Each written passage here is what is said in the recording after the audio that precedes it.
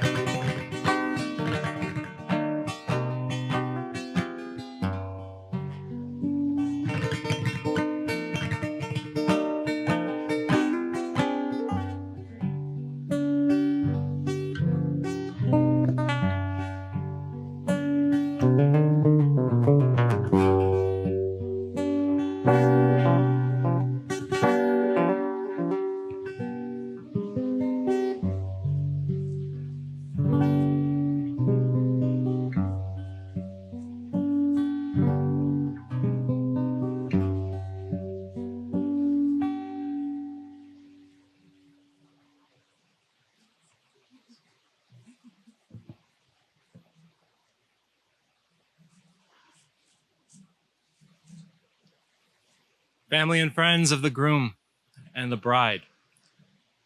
It's my great pleasure to welcome you here today on behalf of the two families for this joyous occasion, for the wedding of Joe and Georgette.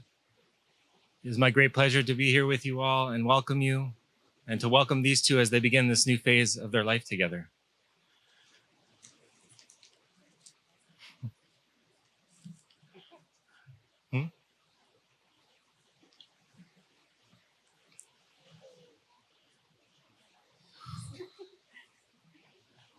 We're going to begin the program with a candle ceremony. And the way this will work is that the couple is going to light what's called a unity candle. As the name suggests, this candle signifies unity and the couple becoming one. And of course, candles are also very important in Russian Orthodox and Catholic ceremonies, and this ceremony itself derives from a Cuban wedding ceremony.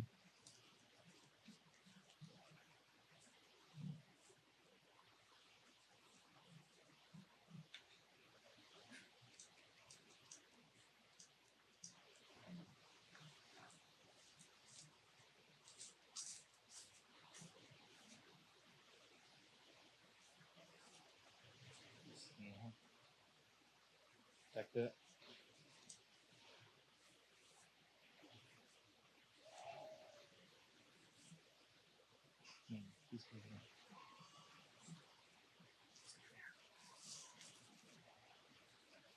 Can I open it for you?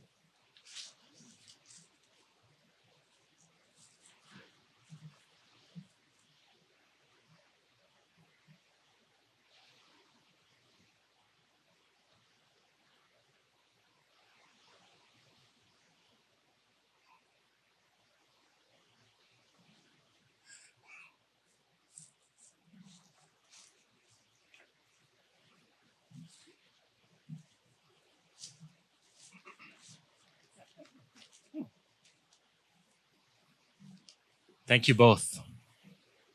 Family and friends of the bride and groom, we all know why we're here today. Joe and Georgette have asked us to come to bear witness to the consecration of their love for one another in the bond of marriage. And we came because we love them. We love Georgette for her keen intellect, her warm and welcoming heart, her creative spirit, her sense of justice, and her love of laughter.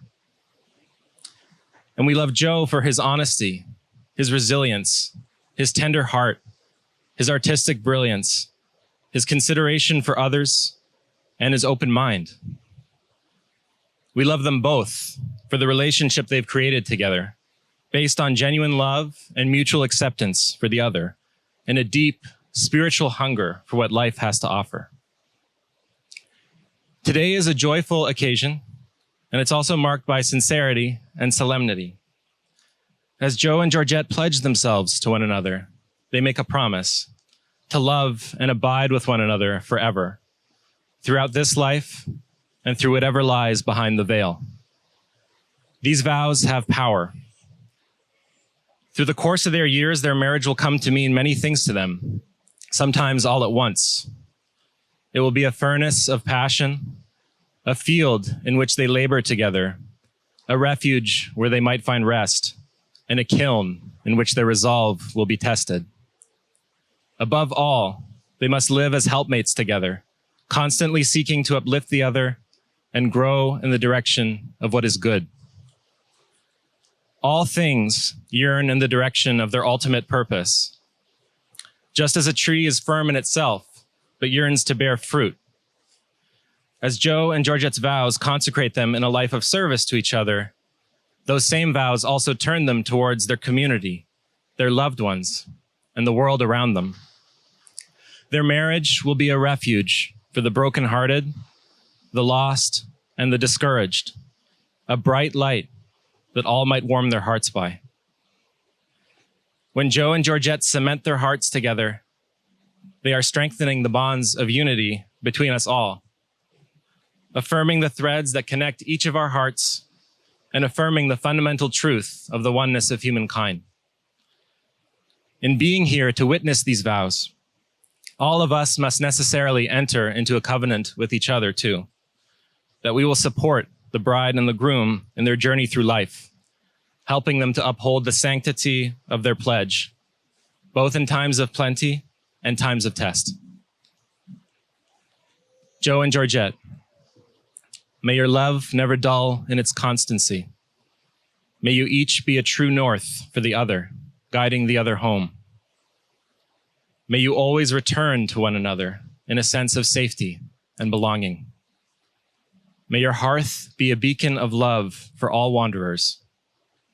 May your table never lack for food or for friends. May you be a servant to all and a master of no one.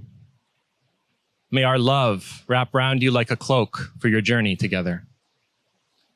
And may you be true to each other from now until the end of time. The bride and groom will now exchange their vows.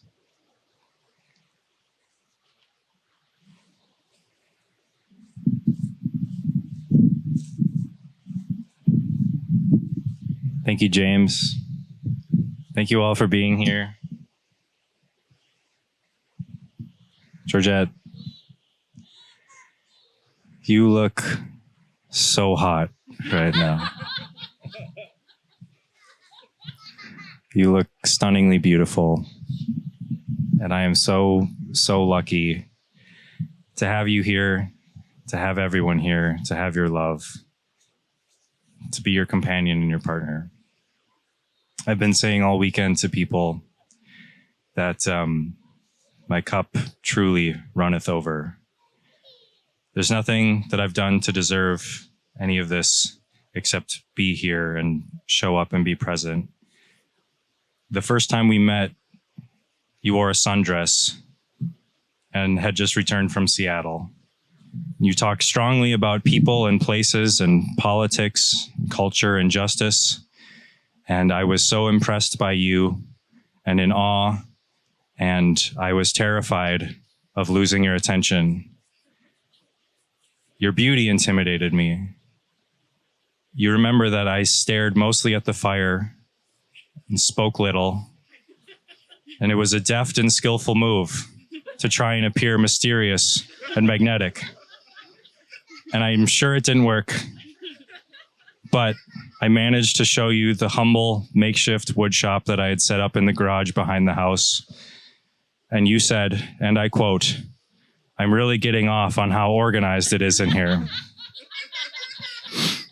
And that was my first good decision, was to clean the wood shop. The second good decision I made, and this is one of the best decisions I probably have made in my life, was to listen to the podcast that you recommended to me. It was a more perfect episode on the history and the modern interpretation of the Second Amendment. Incredibly nerdy, but it showed me that we could, in spite of being beautiful and funny and confident, we could also connect over thinking critically and exploring some big questions in life. And through that, we began to talk more and more, and our love grew very fast. We saw each other almost every day for the next 2 weeks, and it was COVID, so there was no messing around with who we wanted to spend our time with. It was someone important enough to share space with and risk dying or not. And within a few weeks, I felt that I should say to you that I loved you, which was a bold move, but I made a decision to put my cards on the table. And so far, that thinking has paid off. I'm very glad. Nicole Georgette Ross Marling, you are stunningly beautiful. You are creative. You are so inspiringly determined. We have bonded over a mutual dedication, for better or for worse, to work as hard as we can for the things that matter to us. You, above anyone else I know, live your values day to day. While I frequently feel compromised, I look to you for an example of someone who can live according to their internal compass. You are thoughtful, you are whimsical, your depths of compassion show me an example that I can live by. Your care and your loyalty have expanded my capacity to imagine what that would look like for my life. You are a legendary and noble MVP of friendships. Everyone here is a testament to that. You can be so kind and so caring, and yet fun, independent, thoughtful, and hilarious all at the same time. You are truly your own person. The twin poles of your heritage and your culture find a proud expression in you as their torchbearer. The passion, the sensuality of both the Russian and your Cuban side, the love for people, community, and food, and how much that can mean when you share it with people. And all of the people and the generations in those lines who have overcome so much, who have crossed borders, who have risen to the call of finding a better life for the next generation. And you so strongly feel that responsibility and that love and that appreciation for them. And I respect that so much. I promise to love you through all of life's changes until I die. I will be your support. I will be the person you call when the days are hard and the person you call when the days are good. I will not be the only person, but I will be your most trusted confidant. I promise to share and amplify your joy. And I promise to find all of the new nooks and crannies of yourself that I have yet to explore, because I know that work is never done. It will be a lifelong journey that we go through to appreciate each other in new and multidimensional ways. I make a commitment to compassion for the both of us as we go through this together, because we know it's not going to be perfect. But the important thing we remind ourselves is that the perfect relationship is an illusion. It's a fiction. Every time we've hit a rough patch so far, we've been able to take an honest account of ourselves and try to get better and come to a deeper understanding of each other, to find new ways to open up and see each other. I promise to keep finding ways to meet your needs emotionally, financially, with touch, with validation, with time to ourselves. It's my job to learn you and to learn myself. I make a commitment to work on myself, as I know you do as well. I do this not because it's easy, because it is hard, but because I love you and because we do what we need to do in order to grow. I would not be with you if you did not have a commitment to your own personal growth. That's something I saw in you right away, and it's something I've been able to learn from you as well. You've taught me to expand in my capacity to love. You've expanded my experiences and relationships, my view of what's possible for my life. You hold up a mirror to me that allows me to see my faults and weaknesses, gives me an opportunity to address them, and because I want to benefit from your presence. I'm not an expert in love, but you have loved me, cared for me, and made me feel seen. With you, I feel secure and purposeful. I feel curious and buoyant and hungry for life. I'm ecstatic to spend time with you. I'm ecstatic about our upcoming honeymoon. I'm ecstatic about eating dinner with you in a couple of hours. In addition to this, I also promise to be the best that I can in all the relationships that extend out from us, because we're connected not only to each other, but to our families and communities. I want to be the best son, brother, and friend that I can be, the best son-in-law that I can be, the best brother-in-law, and the best uncle to Maxime and Maura's beloved Rhea, their future children, and, if it be in the grand cosmic plan, the best father to our own children, if I can. I'm so grateful for everyone here. You are very special and dear to us. This is a very privileged group, and you guys have come all the way to celebrate with us. You have donated your time. You have donated your money and creativity to this occasion. We are blessed by your presence, spending this day and this weekend with us. We wanted it to be small and intimate. We wanted to be surrounded by only the most special and supportive people in our lives. It was tough because, of course, there are so many we wanted to include, and we will eventually. But with this flock of kin and companions, we made no compromises. My heart is full. I love you all with all of my heart. Georgette, I love you so much. I am so happy and so proud that this day is here. We have worked for it, and we have grown so much. And I am so happy to be your husband. Thank you for sharing your life with me.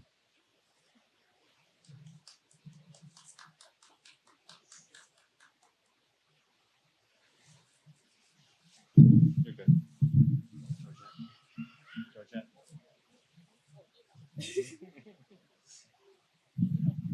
Yeah. Do you want me to switch?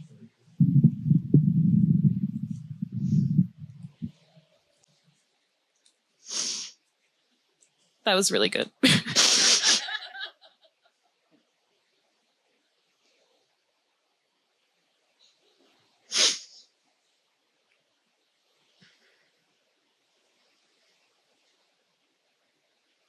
I'm looking for my note. It's been a long week. Okay. Joseph John Copel. You are not my soulmate. I do not need you. When I'm away on one of my many trips, that's okay. I can sleep just fine in a different bed than you, and I can even imagine some faraway life without you. These are not the sentiments I expected to feel about my husband, but you've taught me that these feelings are symptomatic of a healthy and truly supportive relationship, because even without you, I still feel whole. When I was younger, I thought love felt something more like Heathcliff and Catherine in Wuthering Heights. Painful, but necessary, passionate, and so intense that your world whirls about you uncontrollably, so much so that you lose yourself in the spin. With your influence, my definition for love has changed. Love has become a choice, not an imperative. I wake up every morning and I choose you. More importantly than a soulmate, you are my companion and partner in life. Rather than needing each other, we have formed a symbiosis of sorts, a living together of two unlike beings that benefit each other, make us more resilient and more joyful. I might be able to imagine life without you, Joe, but I never want to live in that image.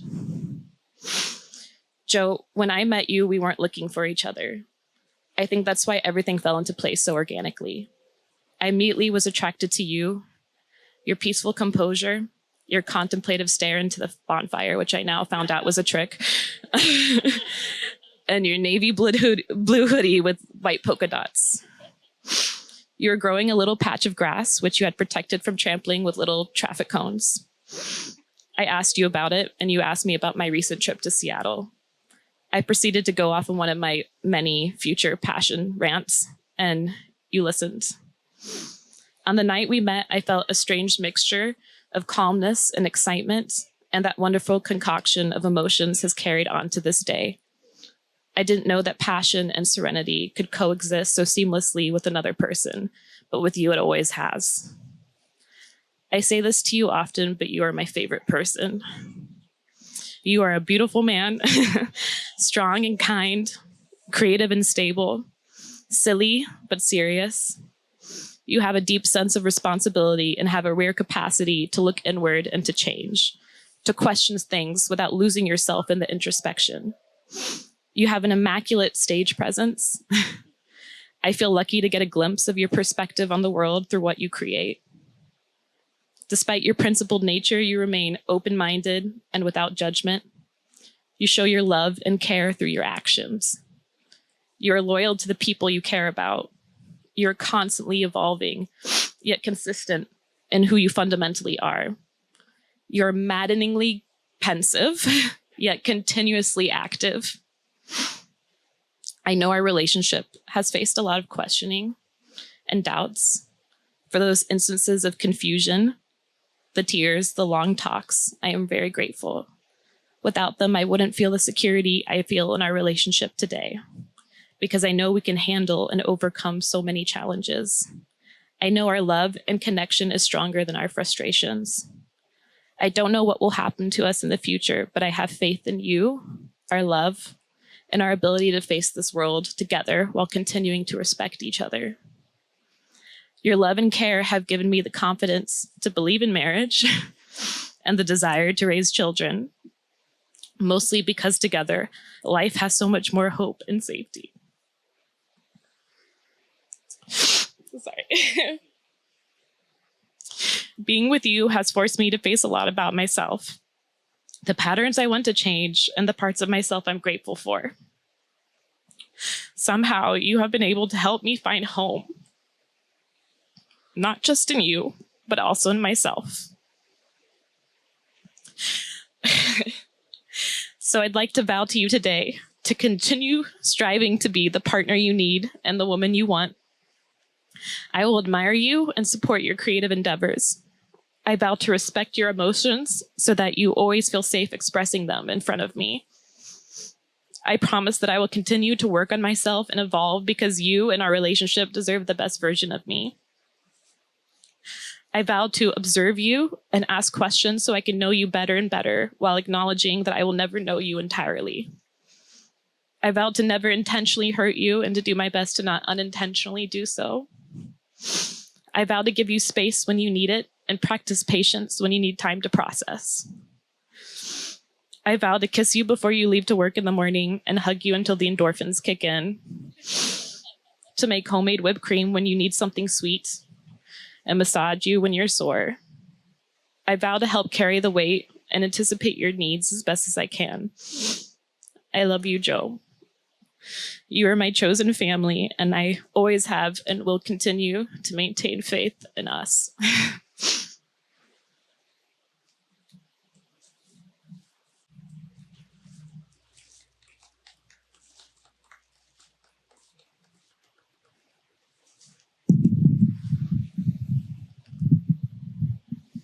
Not much more needs to be said after those beautiful vows. How beautiful. Thank you both. But the bride and the groom will now take part in a mantilla ceremony. A mantilla is a large shawl made of elaborate lace that was in the past the head cover of a proper Spanish woman. The mantilla is the shelter that the bride offers her husband from the sun and the biting wind, from all that is harsh and wrong in the world. Under its folds is the whole genius of woman, her hospitality, her life-making, the way she smooths and gentles, orders and preserves. The mother of the groom and mother of the bride will approach with a mantilla, draping the shawl over them, uniting them in love.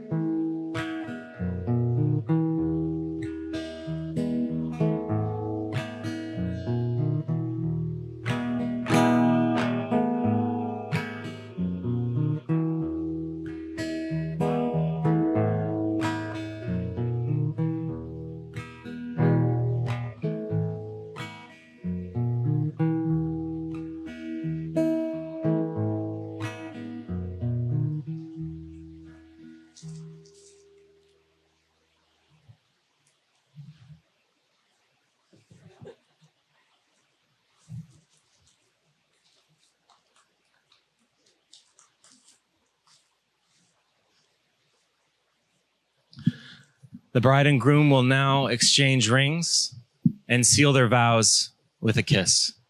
Castor, the rings, please.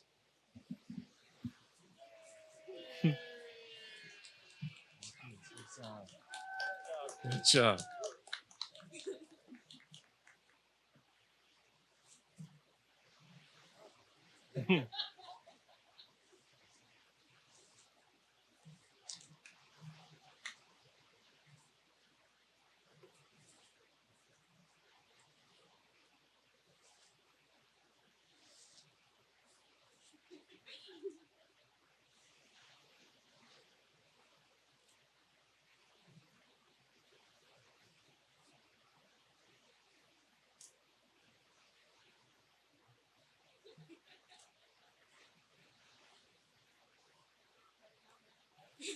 Yes.